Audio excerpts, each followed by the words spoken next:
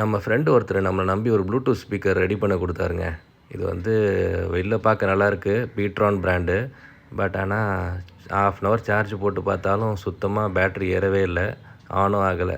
சரி என்னன்ட்டு கழட்டி பார்க்கலான்ட்டு சுற்றி சுற்றி தேடுறேன், நெட்டு போல்டு ஒன்று கூட காணும்.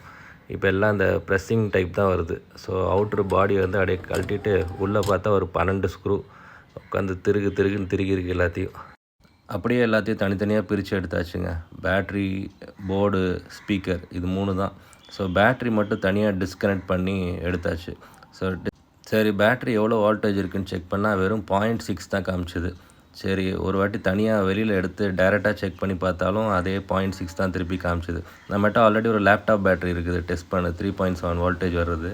ஸோ இது வந்து C type charging board. Battery connect பண்ணியாச்சு. ஸோ இப்போ ஆன் பண்ணி பார்த்தா நமக்கு வந்து லைன் வந்துருச்சுங்க.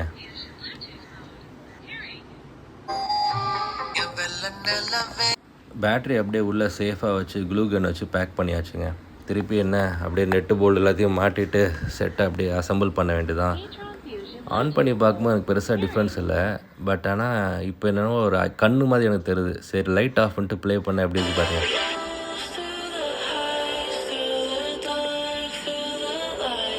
இது ஜஸ்ட் பாதி சவுண்டு தான். அடுத்த நாள் காலையில் நம்ம செட்டை நம்ம ஃப்ரெண்டுக்கிட்ட ஹேண்ட் ஓவர் பண்ணியாச்சுங்க. ரெடி பண்ணிடலாம். யார் பெரிய மெக்கானிக்?